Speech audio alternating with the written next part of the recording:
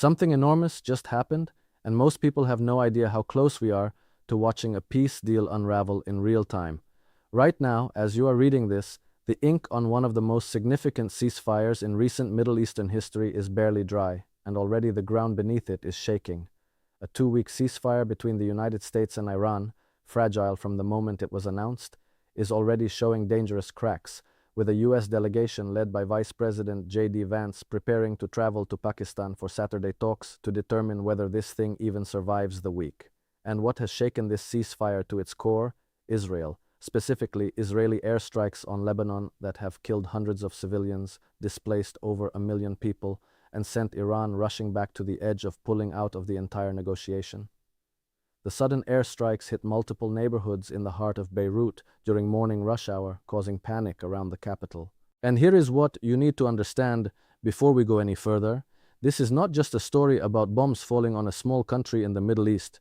This is a story about power, about who actually controls American foreign policy, about whether the United States can make a promise to the world and keep it, and about what happens to global stability when it cannot.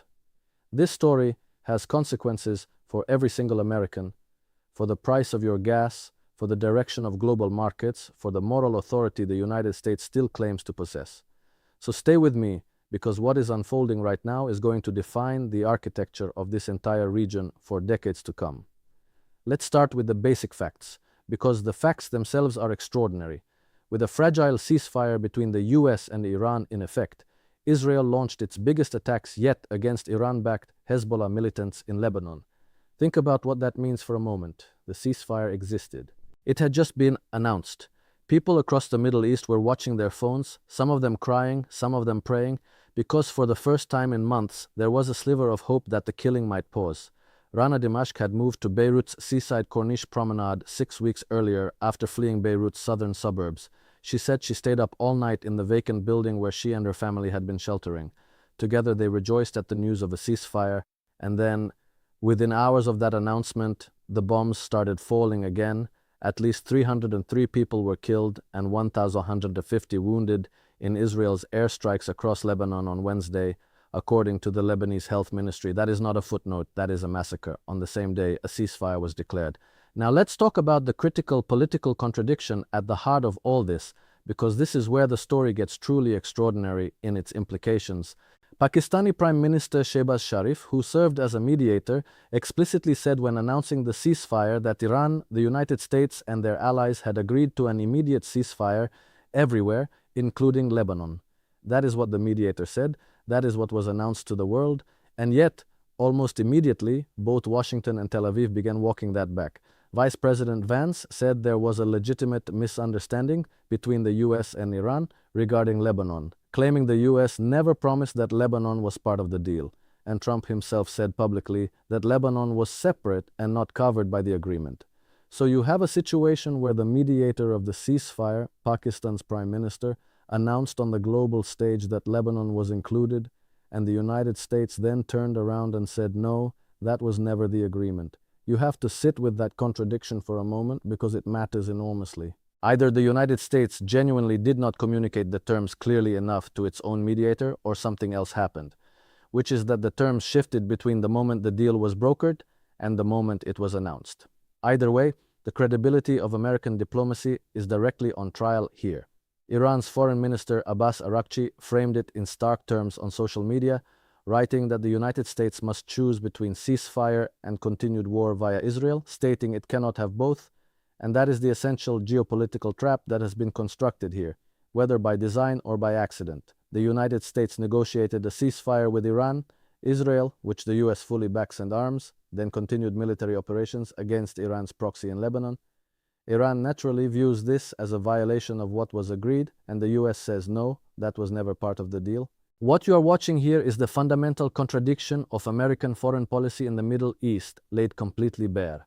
The United States presents itself as a sovereign power capable of making and keeping diplomatic agreements, but it cannot or will not exercise control over the military actions of its closest ally in the region.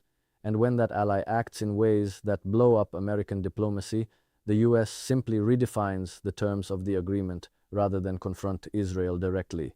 Iran threatened to close the Strait of Hormuz again in response to the Israeli strikes on Lebanon, and Hezbollah launched missile strikes at Israel soon after the massive wave of bombings. Now let's talk about what the Strait of Hormuz means in practical terms for ordinary Americans, because this is where the geopolitics intersect directly with your daily life. The Strait of Hormuz is the channel through which roughly 20% of all traded oil and natural gas passes in peacetime. When that strait is disrupted, oil prices spike. When oil prices spike, everything gets more expensive: food, transportation, manufacturing, heating your home. The ceasefire announcement briefly brought oil below $100 a barrel, but as the Israeli attacks on Lebanon continued, oil rose again above $97 a barrel, and Asian stocks began trading lower due to skepticism that the ceasefire would hold. The market is watching the same drama you are watching, and it is not reassured by what it sees. Iran's Foreign Minister Arakchi held a phone call with Russian Foreign Minister Sergei Lavrov in which he emphasized the United States' responsibility to uphold its commitment to end the war in all areas, including Lebanon, adding that safe passage through the Strait of Hormuz would be possible provided that the United States adheres to its commitments. This is an extraordinary diplomatic statement. It is Iran publicly conditioning the flow of global oil on American behavior toward Israel in Lebanon. That is the leverage being exercised here, and that leverage is real because the global economy remains deeply dependent on oil flowing through that narrow waterway. The question is whether the United States will acknowledge this leverage and act to restrain Israel, or whether it will continue to insist that Lebanon was never part of the deal and watch the ceasefire dissolve. Israeli Defense Minister Israel Katz said Israel insisted on separating the war with Iran from the fighting in Lebanon in order to change the reality in Lebanon. Read that statement again. Israel publicly stated its intention to use the cover of the Iran ceasefire to continue reshaping Lebanon without interference. Israeli Chief of Staff Lieutenant General Eyal Zamir said Israel will continue to utilize every operational opportunity to strike Hezbollah. And Netanyahu himself said at a press conference that Israel would continue to strike Lebanon as the ceasefire with the US, and Iran simply did not apply to Hezbollah. This is not ambiguity. This is a declared policy. Israel has made clear that it intends to use this ceasefire window not as a pause in all hostilities, but as a strategic opportunity to decisively degrade Hezbollah without the distraction of simultaneously managing a war with Iran. And the United States, despite being the guarantor of this ceasefire, has not publicly forced Israel to stop. Trump asked Netanyahu to scale back Israel's strikes in Lebanon to help ensure the success of the Iran negotiations, with Israel agreeing to be a helpful partner, according to a senior administration official. Think about what that language reveals. The President of the United States called the Prime Minister of Israel and asked him to scale back not stop, scale back, strikes that are actively threatening to collapse a ceasefire that the United States brokered and announced to the world. And Israel agreed to be a helpful partner, not to comply with a directive from its primary benefactor and arms supplier. To be a helpful partner, that is the power dynamic in plain sight. The United States does not command Israel in the Middle East. It requests, it suggests, it hopes, and Israel decides what serves Israel's interests. Arab League chief Ahmed Abul-Gheit accused Israel of persistently seeking to sabotage the Iran ceasefire deal. Egypt, which served as one of the mediators in the ceasefire negotiations, accused Israel of a premeditated attempt to undermine the truce.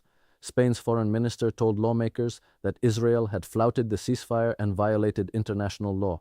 France's President Macron called publicly for the ceasefire to include Lebanon, saying it was a necessary condition for the agreement to be credible and lasting. The international consensus forming around this situation is stark. Most of the world's governments, including American allies, believe Israel is violating the spirit, if not the explicit terms of the ceasefire, and they believe the United States should be doing more to stop it. The isolation the United States faces on this question is not trivial. Let's look at what this means for Lebanon itself, because behind all the geopolitical maneuvering, there are real human lives being destroyed. According to Lebanese authorities, more than 1.2 million people have been displaced since Iran-backed Hezbollah reopened its fight against Israel last month. Israeli evacuation orders now cover about 15% of Lebanese territory. Lebanese President Joseph Aoun condemned the Israeli attacks as barbaric, and Lebanon declared a national day of mourning. A 25-year-old nurse at the American University Hospital in Beirut described what he witnessed after the Israeli strikes that killed at least 200 people in a single day. The smell, the smoke, the fire, the sound of the screams, and a Lebanese student of law and international affairs said he felt betrayed and devastated, adding that he would never look at the United States the same way again, describing what he saw as sheer brutality and doublespeak. These are not abstract feelings. They represent a generation of people in a country that once had enormous goodwill toward the United States, now watching that goodwill evaporate in real time. Thousands of Israeli soldiers are in positions as deep as 6 miles into Lebanese territory. The Israeli government has said it will not pull out its troops and will not allow hundreds of thousands of displaced Lebanese civilians to return home until Hezbollah is disarmed. This is the stated position. Israel occupies Lebanese soil. It has conditions for withdrawal. Those conditions, primarily the disarmament of Hezbollah, are conditions that Hezbollah will not voluntarily accept. Netanyahu said Israel would begin direct negotiations with Lebanon on disarming Hezbollah and establishing peaceful relations, though a Lebanese official told CNN there will be no negotiations under fire. So you have a negotiation being demanded by one side while it continues to bomb the other side. The other side refuses to negotiate under bombardment, and the international community watches this impasse deepen while the fragile ceasefire that could have provided a path forward slowly disintegrates under the weight of Israeli airstrikes. One of Iran's demands in order to end the war is the removal of all U.S. military forces from all bases and positions in the region, which would almost certainly be a non-starter for the U.S. So here is the fuller picture of the peace negotiation that is supposed to take place in Islamabad. Iran wants American forces out of the region entirely. The United States will not accept that. Iran wants the attacks on Lebanon to stop as a precondition for any lasting agreement. The United States says Lebanon was never part of the deal. Israel wants Hezbollah disarmed before it withdraws from Lebanese territory. Hezbollah says it will not negotiate while under fire. And in the middle of all this, Vice President Vance is flying to Pakistan to try to negotiate something durable. The gap between the parties' stated positions is enormous, and the goodwill that might have bridged those gaps has been significantly eroded by the images coming out of Beirut this week. U.S. Defense Secretary Pete Hegseth said American and Israeli forces had achieved a capital B military victory and that the Iranian military no longer posed a significant threat to U.S. forces or the region, and Trump himself declared the ceasefire a big day for world peace. But the world that is watching Beirut burn, the world that is watching oil tankers halt in the strait, the world that is watching a ceasefire announced with fanfare begin to dissolve within 24 hours, does not experience what is happening as peace. It experiences it as the continuation of war under a different name. A war in which one side is permitted to keep fighting because a superpower with more military power than diplomatic discipline cannot bring its closest ally into compliance with an agreement it made in its own name. Pro-Iran groups have used artificial intelligence to create material in English to shape the narrative during the war and foster opposition to it, as part of a strategy of leveraging limited resources to inflict damage on the United States and Israel indirectly. That information dimension matters because this is a conflict being fought simultaneously on the battlefield and in the global court of opinion. And right now, the images coming out of Lebanon, the collapsed buildings, the smoke over Beirut, the nurses describing unimaginable scenes in overwhelmed hospitals are doing more damage to American moral authority than any Iranian propaganda operation could design on its own. The United States does not need enemies to undermine its credibility on this issue. The contradictions in its own policy are doing that work effectively.